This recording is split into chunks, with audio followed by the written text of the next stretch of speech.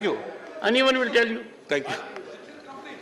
Shri Amit Shah to reply the discussion.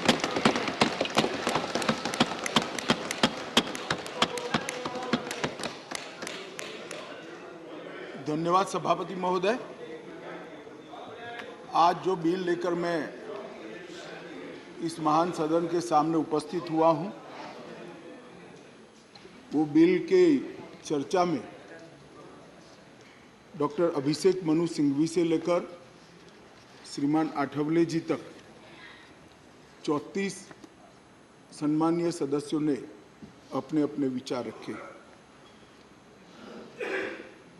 इसके चर्चा के समय सभी ने अपनी अपनी समझ के हिसाब से पक्ष और विपक्ष दोनों में विचार रखे। माननीय सभापति महोदय, मैं आपके माध्यम से पूरे सदन को आश्वस्त करना चाहता हूं कि बिल का उद्देश्य केवल और केवल दिल्ली में सुचारू रूप से भ्रष्टाचार विहीन और लोकाभिमुख शासन हो। अब किसी को भ्रष्टाचार विहीन और लोकाभिमुख शासन में विरोध है तो इसका तो मेरे पास कोई जवाब नहीं है, मगर मैं इतना जरूर आश्वस्त करना चाहता हूं कि बिल के एक भी प्रावधान से मान्यवर पहले जो व्यवस्था थी जब इस देश में कांग्रेस की सरकार थी, वो व्यवस्था में किंचित मात्र भी परिवर्तन नहीं हो रहा है।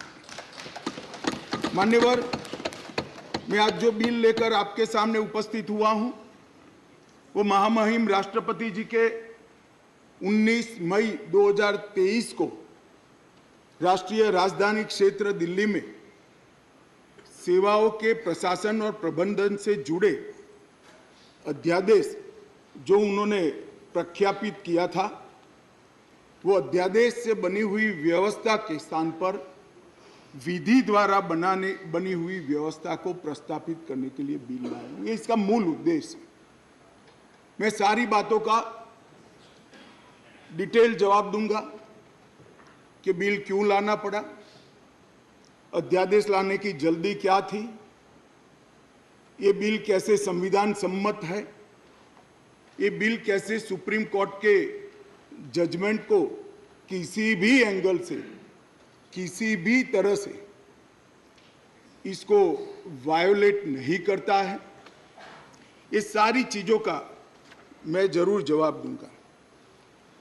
माननीय महोदय, चूंकि इतनी लंबी चर्चा इस सदन ने करी है, मैं दिल्ली की स्थिति को थोड़े शब्दों में जरूर सदन के सामने रखना चाहूंगा।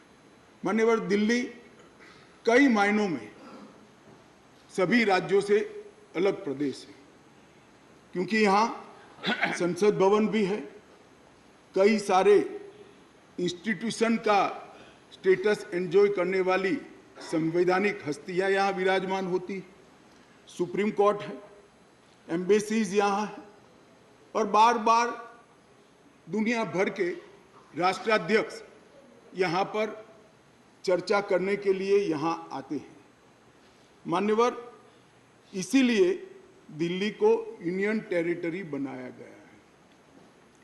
स्टेट लिस्ट के मुद्दों पर यहाँ की सरकार को सीमित मात्रा में अधिकार दिए हैं। दिल्ली असेंबली के साथ मगर सीमित अधिकारों के साथ यूनियन टेरिटरीज है। तो आगे पर जिसको भी दिल्ली में चुनाव लड़ना है, इसको दिल्ली के एक कैरेक्टर को समझना चाहिए। मान्यवर, मैं जब पंचायत का चुनाव लड़ता हूं और पार्लियामेंट के अधिकारों की मांग करता हूं, तो ये संवैधानिक रूप से पूरे नहीं हो सकते। हम जब चुनाव लड़ते हैं, दिल्ली के एमएलए का या चीफ मिनिस्टर की दावेदारी करते हैं, तब हमको मालूम होना चाहिए कि यूनियन टेरिटरीज है। और सपना तो मुझे कोई भी आ सकता है, मगर चुनाव में जो लड़ता हूं इसके हिसाब से भी हो सकता, सपने पूरे हो सकते हैं। और अगर देश का प्रधानमंत्री बनना है तो संसद का चुनाव लड़ना पड़ता है, दिल्ली के एमएलए का चुनाव से नहीं लड़ना पड़ता है। माननीय अध्यक्ष महोदय, दिल्ली के शासन का इतिहास भी मैं जरा बताना चाहता हूं। स्वतंत्रता पूर्व भी दिल्ली कई सालों से किसी न किसी प्रकार से देश का सत्ता का केंद्र रहा, राजधानी रहा। नजदीक के भूतकाल में चले जाइए तो 1911 में दिल्ली तहसील और महरौली थाना, ये दोनों को अलग कर राजधानी बनाया गया। बाद में वर्ष 1919 और 1935 के अधिनियमों में उस वक्त की ब्रिटिश सरकार ने दिल्ली को चीफ कमिश्नर प्रोविंस माना। स्वतंत्रता के समय के जब संविधान बनने की प्रक्रिया हुई, उस वक्त दिल्ली के स्टेटस के बारे में पट्टाभी सीतारामैया और बाबा साहेब आम्बेडकर की एक कमेटी बनी और ड्राफ्टिंग कमेटी ने दिल्ली की स्थिति को लेकर विस्तृत विचार विमर्श किया। माननीय सभापति महोदय, पट्टाभी सीतारामैया समिति ने दिल्ली को लगभग राज्य स्तर का दर्जा देने की सिफारिश की थी। उसी कमेटी के चर्चा के वक्त पंडित नेहरू, सरदार पटेल, सी राजगोपालाचारी, डॉक्टर राजेंद्र प्रसाद और स्वयं डॉक्टर अंबेडकर जैसे नेताओं ने इसका अलग अलग तर्क देकर विरोध किया था। मान्यवर, 1949 में संविधान के अंतिम मसौदे के साथ संविधान सभा के अध्यक्ष को भेजी गई डॉक्टर अंबेडकर की रिपोर्ट का मैं पेरा पढ़ना चाहता हूं। जहां तक दिल्ली का सवाल है, हमें ऐसा लगता है कि भारत के राजधानी के रूप में शायद ही किसी स्थानीय प्रशासन के अधीन दिल्ली को रखा जा सकता है। संयुक्त राज्य अमेरिका में संसद राजधानी के संबंध में पूर्ण विधायी शक्ति का अधिकार रखती है।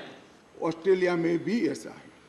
आगे अंबेडकर की रिपोर्ट कहती है, किसी विशेष क्षेत्र के मामले में क्या किया जाना है, ये राष्ट्रपति अपने आदेश द्वारा निर्धारित करेंगे। निसंदेह वह अन्य मामलों की तरह इसमें भी जिम्मेदार मंत्रियों की सलाह पर काम करेंगे। यदि वह चाहे तो दिल्ली में एक उपराज्यपाल रख सकते हैं। वह आदेश द्वारा एक स्थानीय विधायिका भी बन सकता है और इसके संगठन एवं शक्तियों का प्रावधान संसद कर सकती है। मान्यवर, श्रीमान मनोज जी ने कहा कि मैं कोटेशन को पढ़ाता हूं। मनोज जी, अगर इसी प्रकार के कोटेशन का इंटरप्रिटेशन आप जेएनयू में पढ़ाते होगे तो विद्यार्थियों की बुरी गत होगी। कोटेशन का रेफरेंस मान्यवर कई मायनों में बदलता है, मगर भौगोलिक स्थिति और राजधानी का अस्तित्व ये तो आज भी वही है। ये जो रिपोर्ट है वो इसलिए दिल्ली को पूर्ण राज्य बनाने के साथ सहमत नहीं थी कि दिल्ली राजधानी क्षेत्र है। मनोज जी जरा समझा दे सदन को कि आज क्या दिल्ली राजधानी नहीं है? आज दिल्ली की राजधानी का महत्व समाप्त हो चुका है। कोटेशन कुछ ऐसे होते हैं मनोज जी, जो पृथ्वी के अंत तक सत्य सनातन होते हैं, बदलते नहीं। कुछ कोटेशन ऐसे भी होते हैं। मान्यवर, स्वतंत्रता के बाद पार्ट सी स्टेट एक्ट 1951 से दिल्ली को विधानसभा दी गई, किंतु विधानसभा की शक्तियां सीमित एवं संसद के कानून के तहत रखी गई। ये भी सोच समझ कर किया गया। वर्ष 1956 में राज्य पुनर्गठन आयोग की सिफारिशों के आधार पर दिल्ली में विधानसभा को भंग कर दिया गया और दिल्ली को संघ शासित प्रदेश बना दिया गया। लगभग 3 दशक तक मान्यवर व्यवस्था चलती रही।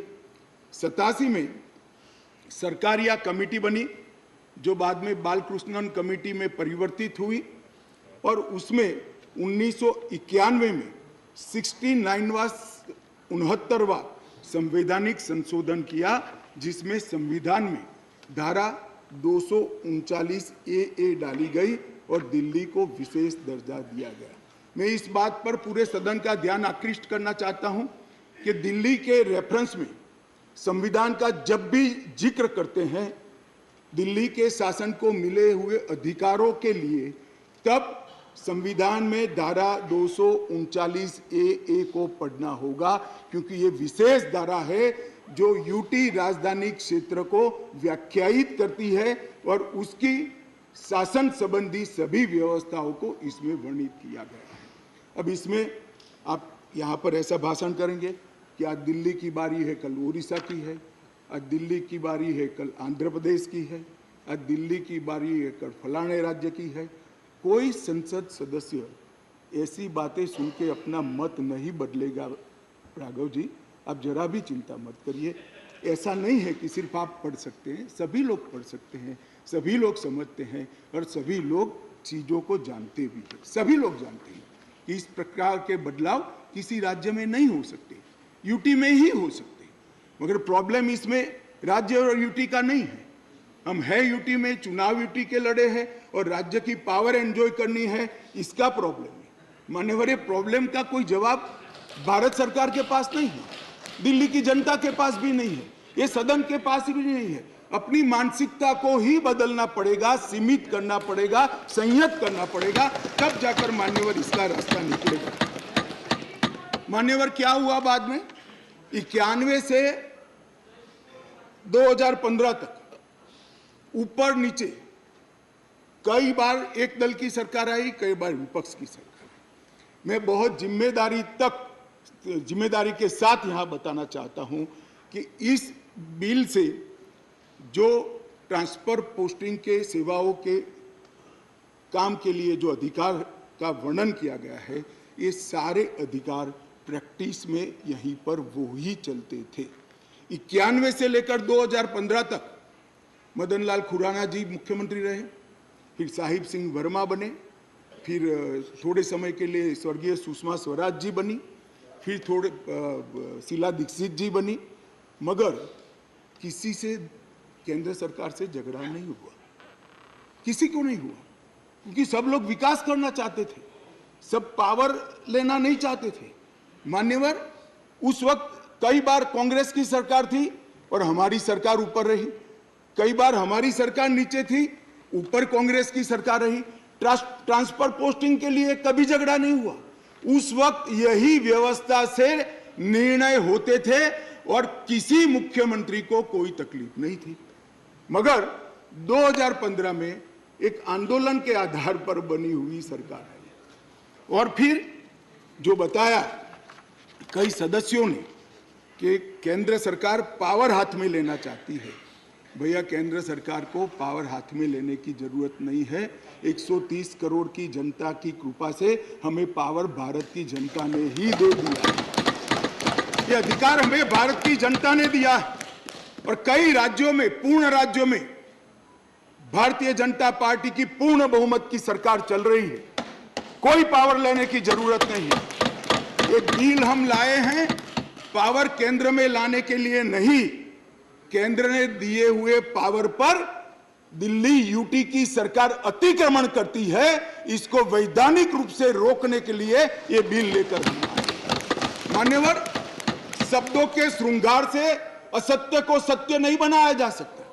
लंबे चौड़े ऑक्सफोर्ड की डिक्शनरी के सुंदर सुंदर अंग्रेजी शब्दों से बोलने से असत्य सत्य नहीं हो जाता है। मान्यवर, मैं सबको बताना चाहता हूं कि कोई भी इसका विरोध करे अगर सत्य है कि 91 से लेकर 2015 तक यही व्यवस्था चलती थी, इसमें हमने कोई फर्क नहीं किया है। मान्यवर, मैं इसलिए बात करना चाहता हूं कि नई व्यवस्था आई।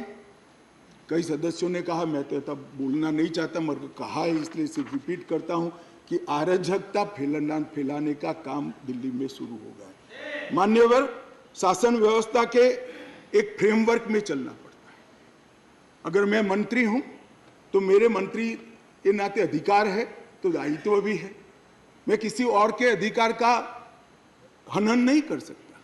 मान्यवर, कई बार ऐसी व्यवस्था, मैं बाद में बात करूंगा, अभी चिदम्बरम जी खड़े हो गए थे, वो होम मिनिस्टर थे, तब क्या हुआ था और उन्होंने फाइल पर क्या लिखा है वो भी है मेरे पास, मैं बताऊंगा मान्यवर। परंतु मैं इतना स्पष्टता से कहना चाहता हूं कि 91 से लेकर 2015 तक ये व्यवस्था जस की तस थी, जिसको बदलने के लिए 2015 में एक परिपत्र किया गया दिल्ली सरकार द्वारा, जिसको नलीफाई करने के लिए भारत सरकार ने एक परिपत्र सेवाओं के बारे में इश्यू किया। उसको उच्च न्यायालय में चुनौती दी गई, उच्च न्यायालय में भारत सरकार के पक्ष में फैसला आया, फिर सर्वोच्च न्यायालय की खंडपीठ को वो रिफर कर दिया गया। 2018 में सर्वोच्च न्यायालय की खंडपीठ ने एक आदेश दिया जिसका सार है कि मंत्री परिषद की अधिकारों को सर्वोच्च न्यायालय ने प्रस्तावित किया। मान्यवर, फिर वो डिवीजन बेंच के अंदर 2 जज की बेंच के अंदर गया, वहां सहमति नहीं बनी और फिर से खंडपीठ को रिफर कर दिया गया और 11 मई को सर्वोच्च न्यायालय की खंडपीठ ने सेवाओं के मामले में अपना निर्णय दिया। ये जो निर्णय है मान्यवर, इसमें सर्वोच्च न्यायालय ने ये विषय तय किया है, भारतीय संघ को केवल 3 विषयों पर पॉलिसी और पुलिस, पब्लिक ऑर्डर और लैंड, ये 3 विषय पर ही कार्यकारी अधिकार प्राप्त है। सेवाओं का अधिकार दिल्ली सरकार के पास रहता है। परंतु उसी जजमेंट में ये कहा गया, हालांकि 239A को कोट कर कि संसद को दिल्ली राजधानी क्षेत्र के सभी विषयों पर और किसी भी क्षेत्र पर कानून बनाने का अधिकार है। मान्यवर, अब जो लॉयर होते हैं वो बातों को बहुत खूबसूरत तरीके से रखने में माहिर होते हैं। एक ही अधिवक्ता एक बार एक धारा को डिफेंड करता है तो वही अधिवक्ता दूसरी बार वही धारा का विरोध करता है। मगर हमको तो ऐसी महारत हासिल नहीं, हम तो सार्वजनिक जीवन के छोटे कार्यकर्ता है, तो जो सच होते हैं वो बोलते हैं। मैंने अभिषेक मनु सिंघवी जी को ध्यान से सुना। मान्यवर, उन्होंने कहा, उन्होंने क्या करा उनको पूरा मालूम है, मैं मानता हूं मालूम होगा, बड़े विद्वान वकील है। उन्होंने अनुच्छेद 339A7A को पढ़ा, जिसमें लिखा है 239AA7A के तहत संसद को केंद्र सरकार के प्रावधानों को इफेक्ट देने या सप्लीमेंट करने के लिए कानून बनाने का पूरा अधिकार है। उन्होंने पढ़ा, मगर इसके ऊपर 3B में नहीं गए। मैं अब पढ़ता हूं 3B क्या है। पहले मैं 239A में दिल्ली के विषय में विशेष प्रावधान किए गए हैं। इसके तहत दिल्ली विधानसभा सहित संघ शासित प्रदेश है, विधानसभा सहित संघ शासित प्रदेश। मान्यवर, इसके 239AA3B के अनुसार दिल्ली के संघ राज्य क्षेत्र या पूरा राज्य क्षेत्र या उसके किसी भी भाग के बारे में उससे संबंधित किसी भी विषय पर कानून बनाने का अधिकार संसद का अधिकार। अब मैं विनम्रता से इतना ही पूछना चाहता हूं कि किसी भी विषय पर आता है, इसमें सर्विसेज आती है या नहीं आती है, सर्विस विषय है या नहीं है। और मान्यवर, और इससे आगे जाकर 239AA3C के अनुसार संसद को, ये भी ध्यान से सुने सदन, संसद को राष्ट्रीय राजधानी क्षेत्र दिल्ली की विधानसभा द्वारा बनाए गए किसी भी कानून को संशोधित करने का, उसका स्वरूप बदलने का या उसको निरस्त करने का भी अधिकार दिया गया। और मानने वाले हम लेकर नहीं आए, कौन लाए? आज जो राजनीतिक जरूरियात के कारण आप पार्टी की गोदी में बैठी है, वो कांग्रेस पार्टी ये संविधान संशोधन लेकर आई। ये हम लेकर नहीं आए। अगर दिल्ली के अधिकारों का किसी ने हनन किया है, दिल्ली की असेंबली का किसी ने हनन किया अधिकारों का, तो मान्यवर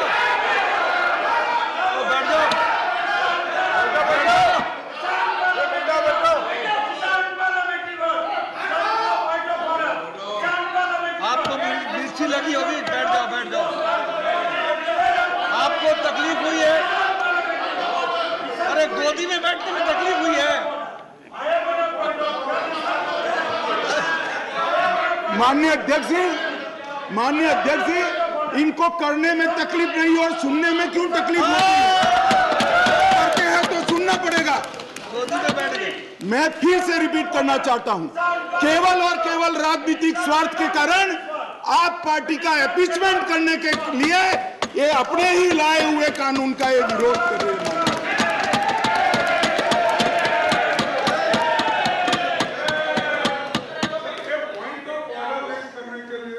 कैसा point of order?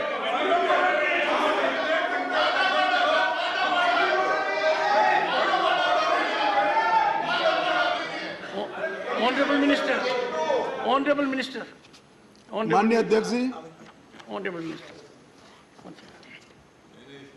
Would you please raise your point of order? Point of order पे What रहूंगा। is your point? Our rule says unparliamentary word cannot be used in this house. We have the book of list और उसी list के हिसाब से किसी party किसी के साथ जाने पे उसकी गोदी में बैठी है, ये वर्ड अनपार्लियामेंट्री है। कल हम भी बोलेंगे। आप डेकोरम की बात करते हो, आप डेकोरम की बात करते हो, तो किसकी गोदी में बैठे हैं हम भी बीजेपी के लिए बोलेंगे कि कौन सी गोदी है, किसकी गोदी में बैठे हैं। तो डेकोरम आप कहते हो, तो डेकोरम मेंटेन हम भी करना चाहते हैं। और speaker sir, You are not to make a speech. I have heard your point of order. I reject the point of order. Take your seat. Sir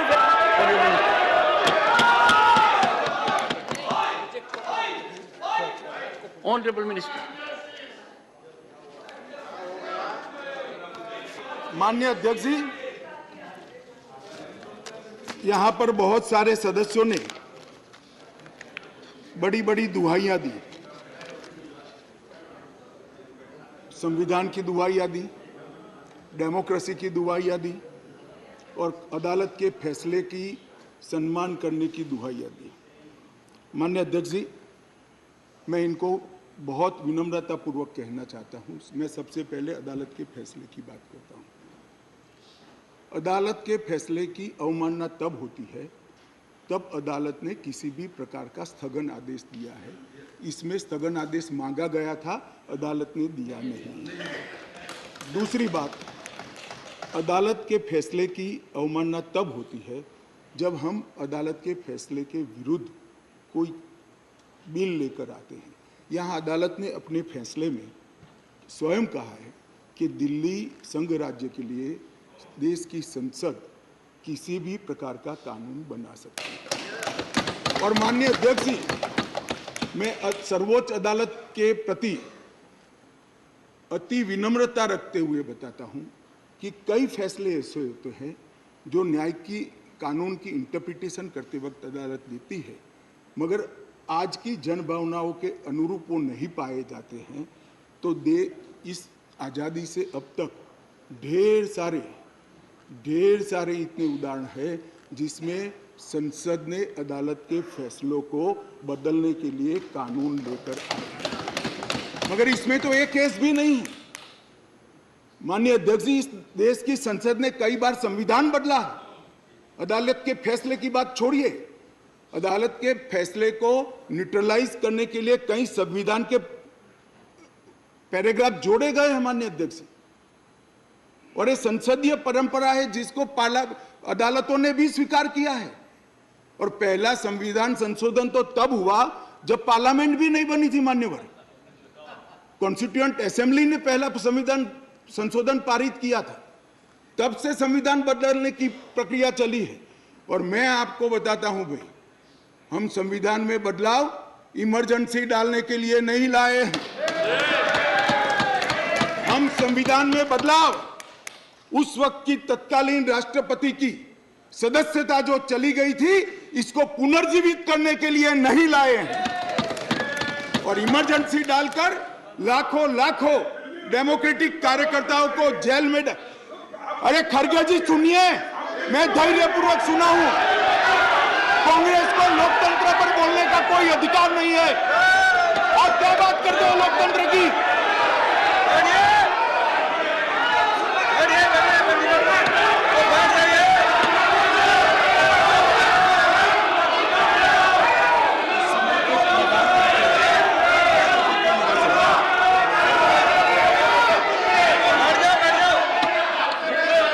Honorable members, please take your seat.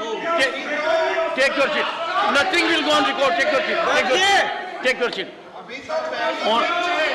One second, please.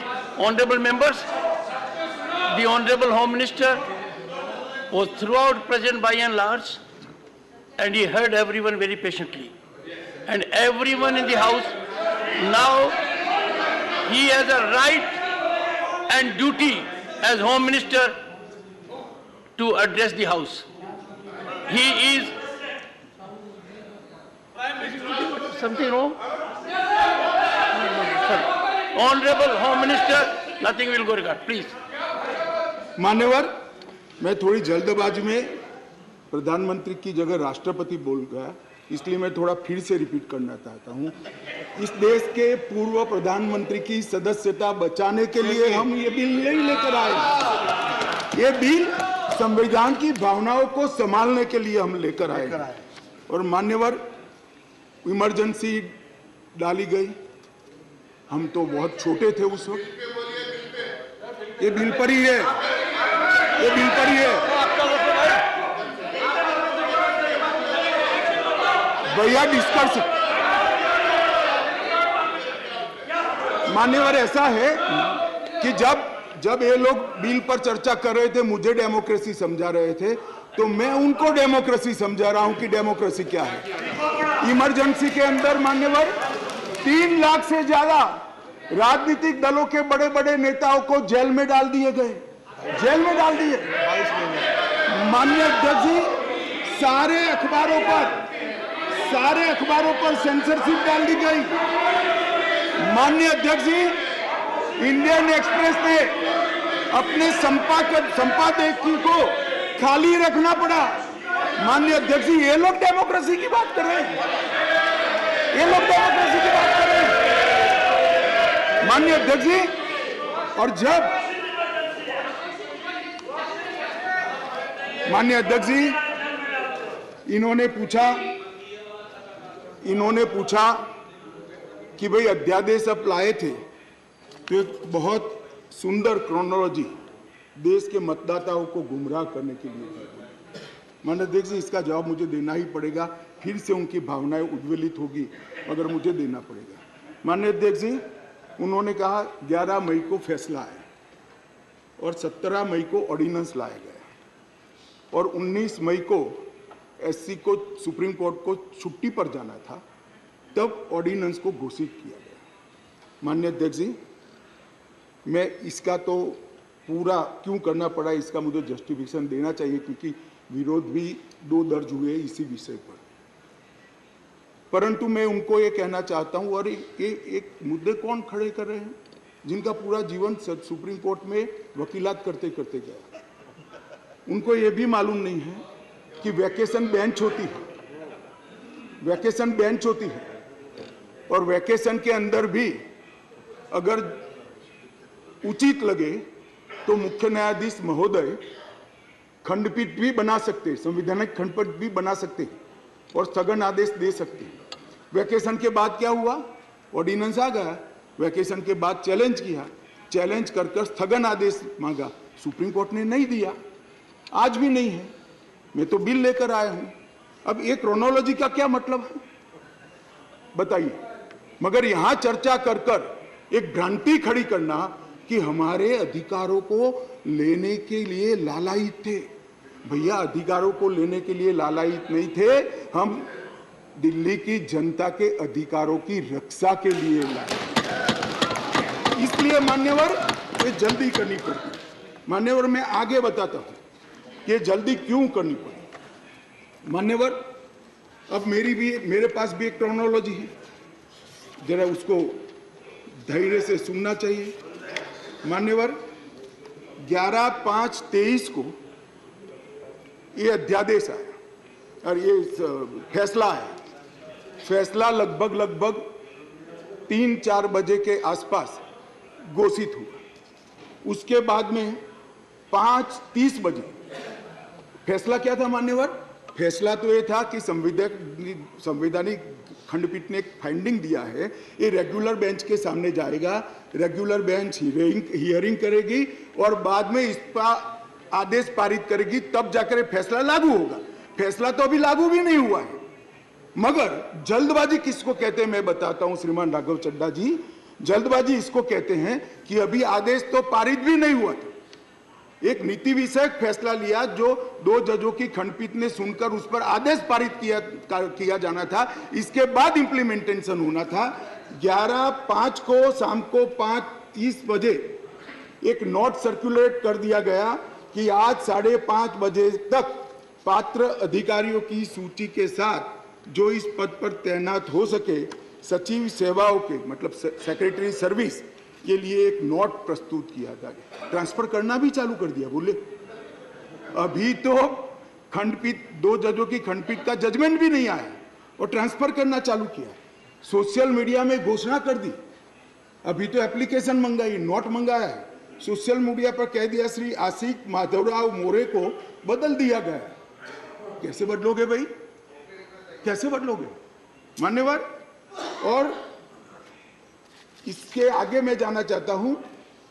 इसके बाद सतर्कता विभाग vigilance के minister ने सभी सहायक निर्देशकों को आदेश दे दिया कि विशेष सचिव सतर्कता को रिपोर्ट न करिए, उनको डायरेक्ट रिपोर्ट करिए। अब जो एडमिनिस्ट्रेशन मुझे समझाते थे, मैं उनको समझाना चाहता हूं, डायरेक्ट जॉइंट डायरेक्टर लेवल का ऑफिसर सीधा मंत्री को रिपोर्ट करे, ऐसा कैसे हो सकता है भाई? कैसे हो सकता है? ये एडमिनिस्ट्रेशन है क्या? किसके साथ में खड़े रहे हो? जवाब देना पड़ा दिल्ली की जनता को भाई।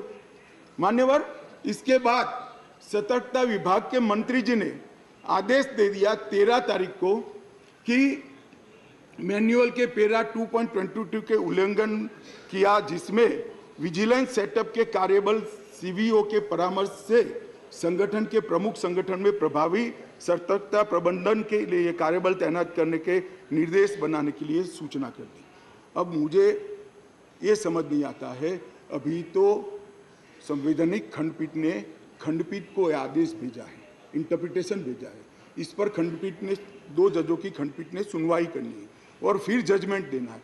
यहाँ पूरा इम्प्लीमेंटेशन कर दिया। मगर विश्व में कोई भी विज्ञान का नियम है, कोई भी चीज अकारण नहीं होती।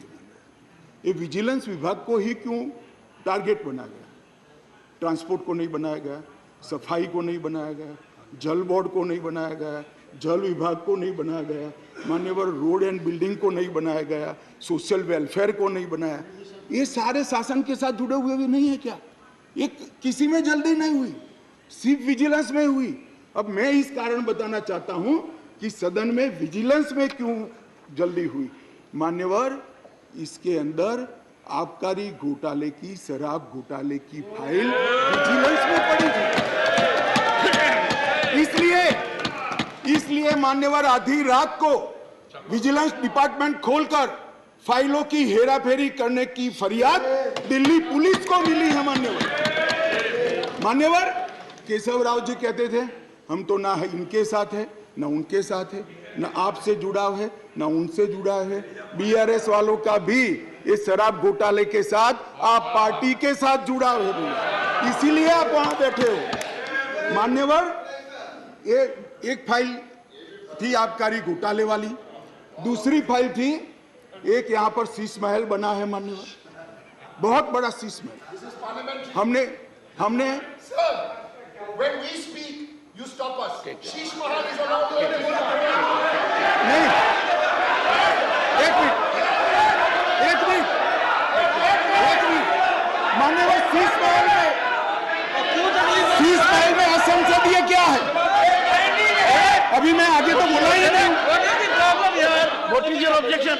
What is the problem? For sake of objection, you are raising objection. तकलीफ क्या है? पागल हो गया है। No, you just want to hold the floor. 258. Sorry, तकलीफ क्या है? please. 258. Sorry. Let us not make issue of non-issues. Take your seat. 258. Take your Sir, seat. 258. Take your seat. 250. Sit down. You want Take me your to sit? seat. Okay, I'll sit. Take your seat. Take your seat, please. Take your seat. Take your seat. Honorable Minister. मान्यवर, मैं कहता हूं शीश महल में क्या असंसदीय है, चर्चा करें जरा खड़े होकर। वैसे ही व्यवधान करने के लिए खड़े हो जाते हैं। जरा समझाइए।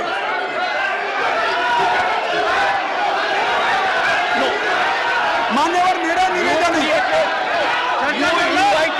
मान्यवर मेरा निवेदन है, असंसदीय क्या है इसमें इसकी चर्चा की जाए। No. Sit down. मेरा निवेदन है। Take your seat, please. Take your seat. Take your seat. Take your seat. Sheesh Mahal पे चर्चा हो जाए. Take your seat. Take your seat. Take your. You. Mr. Derek O'Brien. Mr. Derek O'Brien. You deliberately got up only to create disturbance, only to create disruption. This will not be accepted. Please. Sir, leader would like to speak, sir.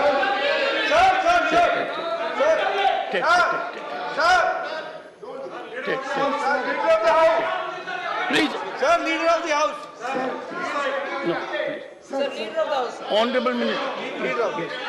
Sir, ये One आपने second. पिछली बार भी इस विषय के ऊपर बड़ी गंभीरता बताई थी कि जो थिएट्रिक्स करने का सिलसिला इस सदन में जो माननीय सदस्य करते हैं, अगर इनको हिम्मत है, अगर इनका इरादा शीश महल के ऊपर चर्चा करने का है, तो हम अभी के अभी शीश महल के ऊपर चर्चा करने के लिए तैयार है। हो जाए शीश महल के ऊपर पूरी चर्चा। जो ये शीश महल को ऑब्जेक्ट कर रहे हैं, Take your seat. Take your seat. Take your seat. Take your seat. Please. Take your seat. Oh, one second. Sorry, sir. 1 second. Sorry. Please. Honorable members, I was hearing the Honorable Home Minister with total focus. And there was nothing in the discourse of the Honorable Home Minister which could have invited the kind of disruption in which Mr. Derek O'Brien. I urge the House, I urge the Honorable members, we have been decorous during the whole day. Don't act on a plan. Let us believe in decorum. Honorable Home Minister. Honorable Home Minister. No. Honorable Home Minister. माननीय अध्यक्ष जी, यही Honorable जिसको Home Minister. निशाना बनाया गया वही vigilance की office में मुख्यमंत्री के नए बंगले पर खर्च हुए अवैध खर्चे के लिए और आवंटित की गई राशि से 6 गुना ज्यादा खर्चे के लिए जांच की फाइल भी उसी के अंदर थी। माननीय अध्यक्ष जी, माननीय सुप्रीम कोर्ट ने एक ऑर्डर दिया था कि अपनी पार्टी के, सरकार के नहीं, अपनी पार्टी के प्रचार के लिए दिल्ली सरकार का जो खर्च हुआ है वो खर्च दिल्ली सरकार से नहीं, आप पार्टी से वसूल कर दिल्ली सरकार के खजाने में डाला जाए 90 करोड़ रुपए। इसकी जांच भी यही विजिलेंस डिपार्टमेंट ने की। मान्यवर, इन्होंने दिल्ली सरकार के पास लॉ एंड ऑर्डर नहीं है, इसका मतलब पुलिस नहीं है, इसलिए वहां इंटेलिजेंस डिपार्टमेंट नहीं हो सकता है, मगर उन्होंने एक फीडबैक यूनिट बनाया और फीडबैक यूनिट से राजनीतिक जानकारियां इकट्ठा करना शुरू करी। मान्यवर, इसके खिलाफ भी एक जांच चली और एक जांच की फाइल भी विजिलेंस डिपार्टमेंट ने दी। मान्यवर, BSES और BYPL ये 2 वीज वितरण कंपनियां हैं जिनका 21,000 करोड़ रुपया दिल्ली सरकार को बकाया है, देना है, फिर भी 2,000 करोड़ का उनको पेमेंट कर दिया गया। इसकी भी जांच चल रही है। वो जांच की फाइल भी इसी विजिलेंस डिपार्टमेंट में थी मान्यवर। और ये आधी रात को जो कागज इधर उधर खोलने का प्रयास किया गया वो ही इमरजेंसी थी। चिदम्बरम साहब को शायद मालूम नहीं था, इसलिए पूछते थे कि क्या इमरजेंसी थी, तो भाई ये इमरजेंसी थी, इमरजेंसी ये थी। और मान्यवर अगर ये न करते तो सारे घोटालों की फाइलों को गुम करने का एक नया घोटाला रजिस्टर करना पड़ा और इसलिए इमीडिएटली ऑर्डिनेंस लाना पड़ा जो संविधान सम्मत है। संविधान में ऑर्डिनेंस की व्याख्या और अधिकार ऐसे स्थितियों के लिए ही दिए गए हैं और सबको मालूम है जब ऑर्डिनेंस लेकर आते हो तो 6 माह के अंदर या सबसे पहले सदन के अंदर, जो सदन जब मिलेगा तब सदन के सामने रखना पड़ता है। तो आज मैं लेकर आया हूं। अब इसमें गैर संवैधानिक क्या है भाई बताओ तो? इतनी सारी 5 घंटे से चिल्लाट चिल्लाट करते हैं, इसमें गैर संवैधानिक क्या है? क्या प्रीपेड? तो क्या कर रहे हैं? सब और क्या कर रहे हैं? नहीं तो कर रहे हैं। नहीं एक सेकंड मान्यवर खड़गे साहब की बात सही है। चिल्लाना शब्द निकाल दीजिए। बार बार रिपीटेशन के साथ इसको आप दोहरा रहे हो, इसलिए मैं बता रहा हूं बस। खड़गे साहब की बात सही है सर। मान्यवर अब ये विधानसभा के अधिकारों की बात करते हैं। हम सब ये सम्मानीय सदन के सदस्य हैं। सदन जब राष्ट्रपति महोदय आहूत करती है, बाद में इसका सत्रावसान होता है। ये संविधान की एक बनाई हुई सदन को चलाने की कार्यरीति है। इस पूरे देश में एक ही असेंबली है जिसका सत्रावसान ही नहीं हुआ ना, सत्रावसान होता ही नहीं। स्पीकर साहब सदन को मुलतवी करते और फिर जब बुलाना है, राजनीतिक भाषण करना है, तब सदन को बुलाकर 3 घंटे चलाकर फिर से बंद कर देते। दिल्ली असेंबली ऐसी है जिसका आज तक सत्रावसान ही नहीं हुआ है मान्यवर। आप मुझे बताइए ऐसे चल सकता है? माननीय अध्यक्ष जी, विधानसभा के rules of procedure and conduct of business 1997 के नियम 70 में विधानसभा अध्यक्ष को सदन को स्थगित करने का अधिकार दिया है। ये अधिकार इस तरह से देश के किसी भी असेंबली के स्पीकर ने नहीं उपयोग किया है। मैं इस पर कोई टिप्पणी करना नहीं चाहता। अगर उचित है तो कांग्रेस पार्टी ने जरूर इसका समर्थन करना चाहिए कि भाई विधानसभा को या संसदों को स्थगन कर ही चलाना, कभी सत्रावसान नहीं करना, वो सेशन में ही रहेंगे। अब सेशन में ही रहेंगे तो कानून कैसे बनाओगे? अब कैबिनेट बुला ही नहीं सकते। इसलिए क्या स्थिति है समझिए साहब। 2020 में सत्र की संख्या कितनी हुई दिल्ली के? 1 बजट सत्र। 2021 में कितनी? 1 बजट सत्र। 2022 में कितनी बार सदन बुलाया गया?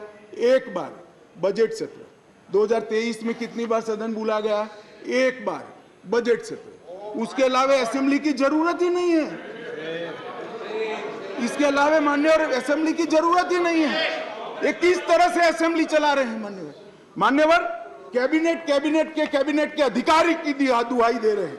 2022 में 6 कैबिनेट बैठक सिर्फ हुई है, 1 साल में सिर्फ 6। इसमें से 3 बजट रिलेटेड है और 3 एक बिजली कंपनी को सहायता करने के लिए बुलाई गई, बाकी एक भी कैबिनेट नहीं बुलाई। मान्यवर 2023 में सिर्फ 2 ही कैबिनेट बुलाई गई और दोनों बजट के कामकाज के लिए बुलाई। अब आप क्या भैया कैबिनेट का दुहाई देते हो, क्या अधिकार का दुहाई देते हो? ना कैबिनेट मिलती है, ना सदन मिलता है और हमें डेमोक्रेसी पढ़ाते हो भाई। ऐसा कभी नहीं होता भाई। ये जो कहते हैं ना कि क्या विशेष हुआ था, इसलिए मैं समझाता हूं मान्यवर क्या विशेष। मान्यवर IRTS, AIIMS, Delhi metro, IIT Delhi, यूआर जैसे ढेर सारे योजनाओं का क्लियरेंस न मिलने के कारण ये इंस्टीट्यूशन और ये डेवलपमेंटल काम दिल्ली की जनता को नहीं मिल पा रहे हैं। वो राजनीतिक रूप से रोक कर बैठे हैं। 5G टेक्नोलॉजी लाने का रास्ता मोदी जी सुगम करना चाहते थे। हमारे अश्विनी भाई बार बार पत्र लिखते हैं, 2016 से झगड़ा चल रहा है मगर इस पर कार्यवाही नहीं करी और ट्रांसफर पोस्टिंग के लिए इनको सुप्रीम कोर्ट में जाने का समय है, मगर 5G टेक्नोलॉजी को इंस्टॉल करने के लिए जो सहायता चाहिए भारत सरकार को वो करने का समय नहीं है। माननीय अध्यक्ष जी, मैं इसलिए कहता हूं कि कुछ परिस्थितियां ऐसी होती है जिसको अलग दृष्टिकोण से देखना पड़ता है। दिल्ली के अंदर 91 से 2015 तक यही व्यवस्था इसी तरह से ट्रांसफर पोस्टिंग होती थी मान्यवर, और कोई कानून या कोई नियम बनाने की जरूरत नहीं पड़ती। मान्यवर, मैं फिर से एक बार सदन का ध्यान आकृष्ट करना चाहता हूं। कुछ सदन के सदस्यों ने कहा कि ये बिल संविधान सम्मत नहीं है और संविधान के अधिकारों को ये बिल कानून के द्वारा संविधान सुधारने का प्रयास है। मान्यवर, मैं इनका ध्यान दिलाना चाहता हूं कि अध्यादेश और बिल के अंदर थोड़ा फर्क।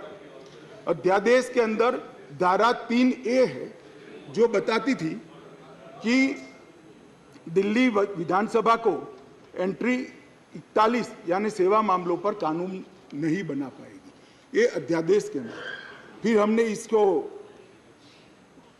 ध्यान से बारीकी से अध्ययन किया, काफी लोगों की राय भी ली और लगा कि ये एकदम वायोलेशन तो नहीं है संविधान का मगर ग्रे एरिया है।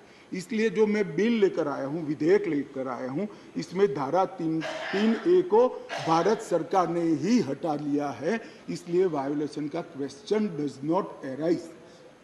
धारा 3A को हमने हटा लिया है, अध्यादेश से हटाकर बिल में धारा 3A को नहीं डाला गया है। अब दिल्ली की विधानसभा को भी सेवा में कानून बनाने का अधिकार है, आप बना सकते हो, मगर केंद्र का कानून अभी जो बना है इससे कॉन्ट्राडिक्टरी कानून नहीं बना सकते हो, इतना ही है। माननीय अध्यक्ष जी, एक मैंने कह दिया, अगर 239 AAB एक बहुत बड़ी चर्चा चली कि मंत्रियों के अधिकार अफसरों को दे दिए गए। कैबिनेट के अंदर अफसर कैबिनेट नोट भेजेंगे। तो माननीय अध्यक्ष जी, मैं तो 2 सरकारों में रहा हूँ, गुजरात सरकार में रहा हूँ और अभी मोदी जी के नेतृत्व में भारत सरकार में काम किया। कभी मैंने as a minister cabinet note sign नहीं किया, फाइल साइन की है मगर कैबिनेट नोट तो सेक्रेटरी ही भेजते हैं। शायद आप लोगों के राज्य में मंत्री की सिग्नेचर से जाती है तो मुझे मालूम नहीं है। अगर कोई ऐसा दूसरा राज्य है तो भी बताना चाहिए सदन को। माननीय अध्यक्ष जी, मैं खंडवार जवाब देना नहीं चाहता, इतना ही कहना चाहता हूं कि 45A 45(1) को जो उद्धृत कर सब लोग बोल रहे थे, इसमें मैं इतना ही कहना चाहता हूं कि इसमें दिए गए सारे प्रावधान ट्रांजैक्शन ऑफ बिजनेस रूल 1993 में पहले से मौजूद है, 93 से है जो कांग्रेस पार्टी लेकर आई है। हम कुछ नया नहीं लाए, मगर वो रूल्स को मानते नहीं थे, इसलिए रूल्स को एक्ट का हिस्सा बनाया गया है। 93 से रूल्स के हिसाब से दिल्ली चलती है, फुल स्टॉप कॉमा का फर्क नहीं है साहब इसमें। ट्रांजैक्शन ऑफ बिजनेस रूल 1993 जो है, जो कांग्रेस पार्टी ने बनाए थे, उसको ही हम एक्ट में आमेज किए हैं और इसलिए करने पड़े हैं कि कैसी सरकार चुनकर आई जो रूल्स को मानती नहीं है, इसलिए एक्ट में डालना पड़ा। मान्यवर, ये सारे अधिकार जो है, अधिकारों का बंटवारा है, कार्य विभाजन है और कार्य पद्धति है, ये सारी की सारी कांग्रेस पार्टी ने बनाई हुई है।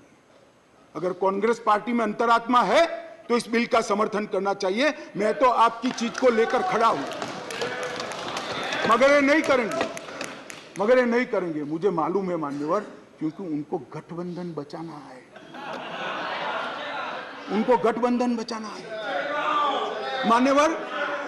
मान्यवर, मैं आपको बताना चाहता हूं, ये आप पार्टी का जन्म ही कांग्रेस का विरोध कर हुआ। लगभग 3 टन जितनी गाली कांग्रेस की सरकार को बोले और बोलकर सरकार में आए, और आज अनधिकृत अधिकार प्राप्त करने के लिए कांग्रेस का समर्थन ले रहे हैं। और कांग्रेस वालों को भी ठीक है, चलो हमारा गठबंधन बने।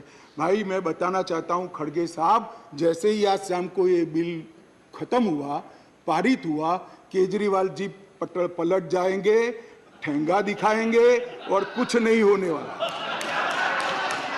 तो उनका लक्ष्य हम नहीं है, उनका लक्ष्य हम नहीं है, कांग्रेस पार्टी है। जरा इनका चुनावी इतिहास देखिए, उनका लक्ष्य आप हो, वो आपको नहीं छोड़ेंगे। खैर वो आपको देखना है। और माननीय अध्यक्ष जी, ये सारे लोग सिद्धांतों की मुझे दुहाई दे रहे थे। मैं पूछना चाहता हूं, तृणमूल कांग्रेस और कम्युनिस्ट पार्टी आज एक मंच पर है, किस सिद्धांत के तहत है? जरा बताइए तो मुझे, किस सिद्धांत के तहत है? पूरा जीवन एक तृणमूल कांग्रेस पार्टी का जन्म ही कम्युनिस्टों का विरोध करते हुए हुआ है। कांग्रेस पार्टी से वो इसलिए अलग हुए, कांग्रेस पार्टी से इसलिए अलग हुए कि नरसिम्हा राव जी ने कम्युनिस्ट पार्टी से हाथ मिला लिए, और आज सत्ता प्राप्त करने के लिए वो इनके साथ बैठे। एक कांग्रेस पार्टी और कम्युनिस्ट पार्टी केरल में तो यूडीएफ एलडीएफ कर एक दूसरे की जान लेने पर आमादा है, और वहां इलू इलू कर रहे हैं। माननीय अध्यक्ष जी, ये जनता दल, ये जेडीएस, माननीय अध्यक्ष जी, जेडीएस, ये नीतीश कुमार जी है। जेडीयू ये नीतीश कुमार जी है, जिनकी राजनीति चारा घोटाले का विरोध कर हुई। इनके राष्ट्रीय अध्यक्ष लल्लन सिंह जी कहते थे, मैं पान का बनवारी बन जाऊंगा मगर कांग्रेस पार्टी के साथ नहीं जाऊंगा, लालू के साथ नहीं जाऊंगा। मान्यवर, ये साथ में आ गए। साथ में क्यों आए?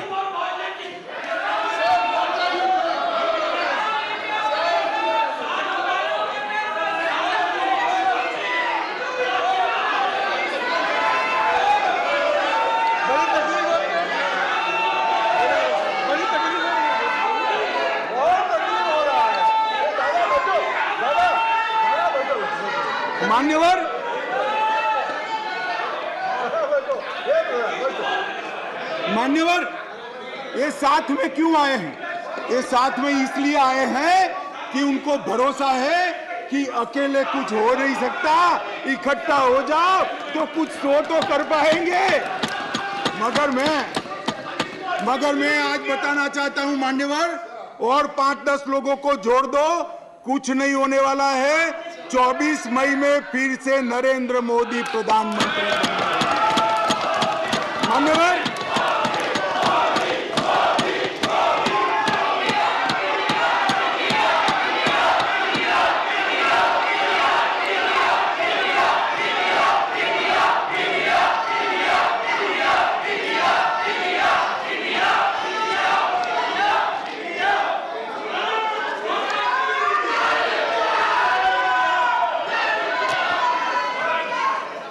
मान्यवर, श्री संजय राउत ने कहा, मान्यवर श्री संजय राउत ने कहा,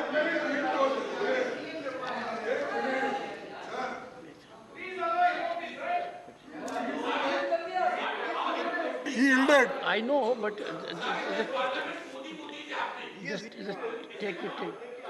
Don't get agitated, sir. We will have a good transactional business. Yes, leader of the opposition. Your point of order, sir. देखिए, जरा मुझे 2 मिनट चांस दीजिए बस। देखिए, शाह साहब उन्होंने ऑर्डिनेंस पे बोल रहे हैं, ठीक है, लेकिन ऑर्डिनेंस को छोड़ के वो हमारे इमरजेंसी से लेकर और अब तक जो आगे 2024 में, अरे भाई तो भाई चुप, सब आधे कांग्रेस के हैं इसमें, आधे कांग्रेस में है। देखिए आप भी सब आप भी थे।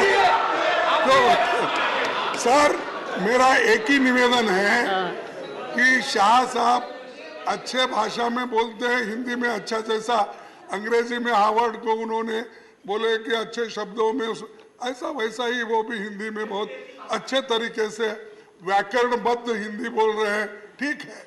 लेकिन क्या बोल रहे हैं कि 2024 के इलेक्शन को वो संदेश दे रहे हैं यहाँ से कि हम जीतेंगे।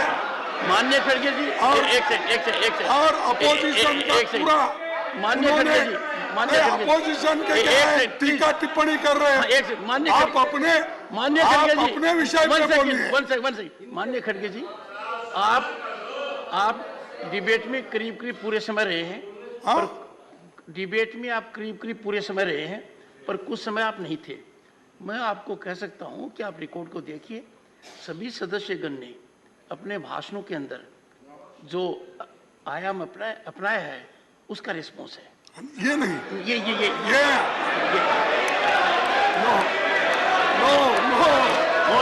ऑनरेबल होम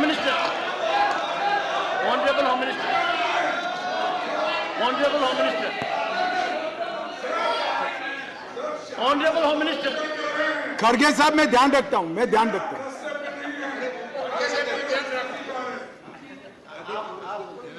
मान्यवर मैं खड़गे जी का बैठ जाओ।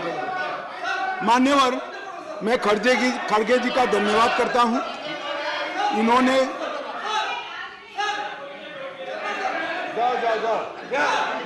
मान्यवर मैं खड़गे जी का धन्यवाद करना चाहता हूं कि इन्होंने मुझे सदन की उच्च परंपराओं का ध्यान दिलाया। मैंने सदन की परंपराओं का ध्यान रखते हुए सटल वे में मेरी बात कही थी, परंतु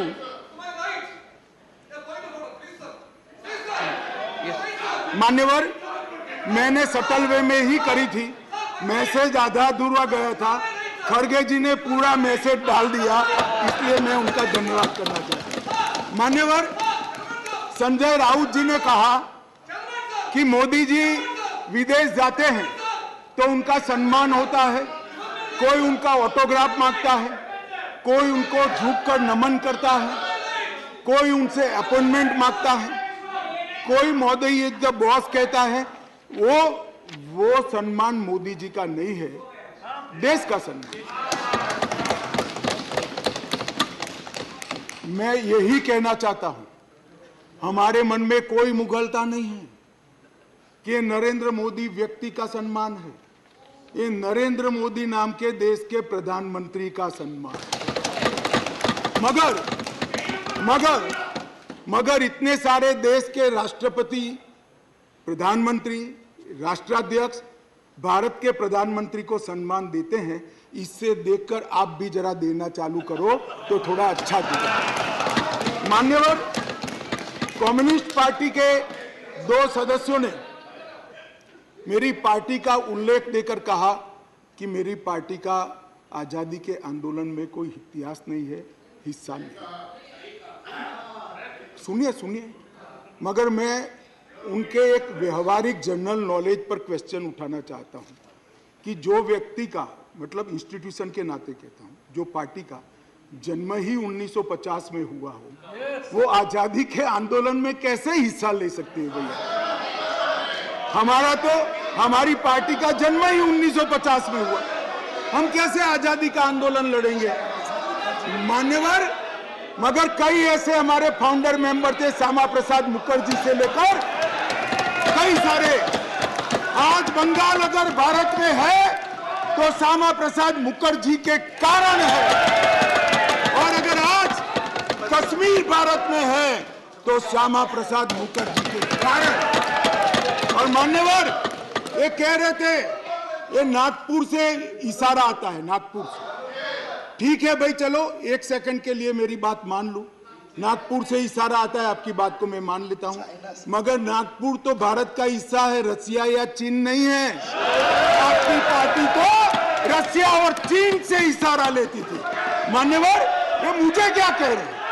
कम्युनिस्ट पार्टी बात कर रही है देशभक्ति की, कम्युनिस्ट पार्टी देशभक्ति की बात कर रही है। मान्यवर, इनको ये ठीक नहीं लगता। मान्यवर चिदंबरम साहब ने कहा कि दिल्ली के लिए भी बीजेपी का अधिकार नहीं। दिल्ली में बीजेपी की दोनों बार सरकार नहीं हुई। तो भाई अगर यही सिद्धांत है तो आपको तो बोलने का ही अधिकार नहीं है। आपके तो ना संसद सदस्य है, ना धारासभा में कोई सदस्य है। हमारे कम से कम 7 संसद सदस्य भारतीय जनता पार्टी के। और यही थियरी को माने तो विपक्ष के नेता ने ढेर सारे राज्यों के लिए वो बोल ही नहीं पाए। यूपी के लिए नहीं बोल पाएंगे, बिहार के लिए नहीं बोल पाएंगे, बंगाल के लिए नहीं बोल पाएंगे, ओडिशा में नहीं बोल पाएंगे, नॉर्थ ईस्ट में। ये सदन का हर सदस्य देश के झर्रे झर्रे के लिए चप्पे चप्पे बोल सकते। किस तरह से देश के गृह मंत्री को रिस्ट्रिक्ट करना चाहते हैं? मान्यवर, मैं सदन का सदस्य हूं तो भी देश के किसी भी हिस्से के लिए चिंता करने का मेरा अधिकार है और संविधान दत्त अधिकार। मान्यवर, किस प्रकार की बात इतने सीनियर व्यक्ति करते हैं? मान्यवर,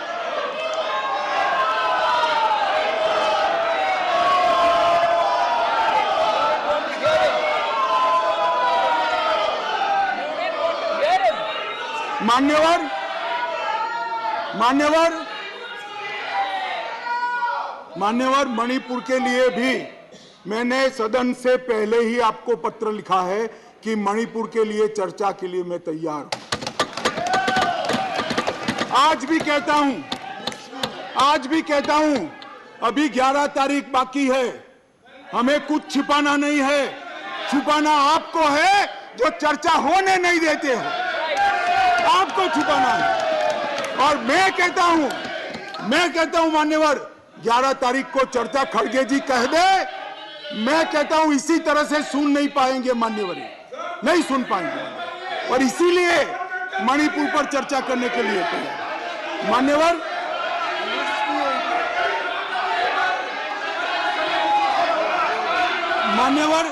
उनको मालूम है कि बिजनेस एडवाइजरी कमेटी समय तय करती है। मैं अभी देश की जनता के सामने कहता हूं, 11 तारीख को, एक सेकंड, सुन लिया। बैठिए। मान्यवर, मैं सदन के सामने स्पष्टता करना चाहता हूं। ये चर्चा वो 267 के तहत चाहते हैं। एक सेकंड, बैठ जाओ।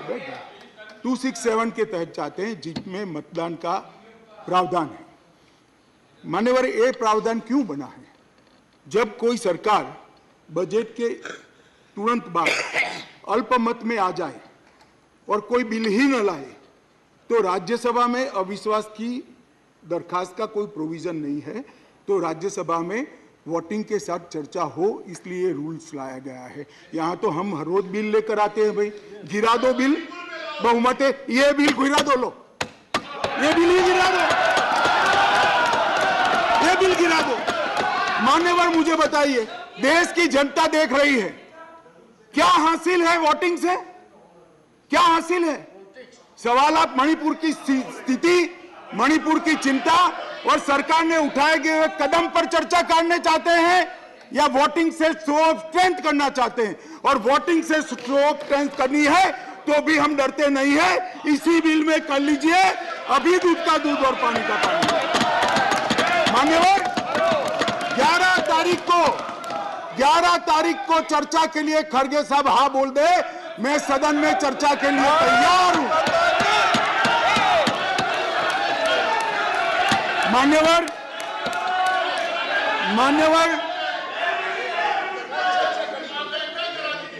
ऐसा है जयराम जी, आपको भी मालूम है अभी नहीं हो सकती। कल अविश्वास का प्रस्ताव है, आपको मालूम है। मान्यवर, देश की जनता सुन ले, 8, 9 और 10 अविश्वास का प्रस्ताव है। इसलिए मुझे कह रही है कि आज 8, 9, 10 में चर्चा करिए। कांग्रेस पार्टी ही लाई है। और मैंने सदन के पहले दिन से आपको पत्र लिखा है मान्यवर कि सदन में कितनी भी लंबी चर्चा के लिए मैं तैयार हूं, मैं हर बात का जवाब दूंगा और ये मेरा संवैधानिक दायित्व है। मगर जब लोकसभा में अविश्वास प्रस्ताव पर चर्चा होती हो तब ये चाहते हैं मैं यहां बैठूं। मान्यवर, इनको अविश्वास प्रस्ताव वही लेकर आए हैं मगर इसकी संवैधानिक महत्व का मालूम नहीं है। अविश्वास का प्रस्ताव होता है, मैं वो सदन का सदस्य हूं, मुझे वहां रहना पड़ता है मान्यवर। और 11 तारीख में क्या बुराई है? 11 तारीख में क्या बुराई है? मान्यवर, चर्चा से भाग रहे हैं, ये चर्चा नहीं चाहते हैं मान्यवर, होने नहीं देते हैं। इसलिए मैं कहता हूं मान्यवर कि चर्चा करनी नहीं है और चर्चा करे तब बोलकर भाग जाना है। आज अच्छा है, कम से कम एकता दिखाने के लिए वोटिंग करने के लिए बैठे हैं।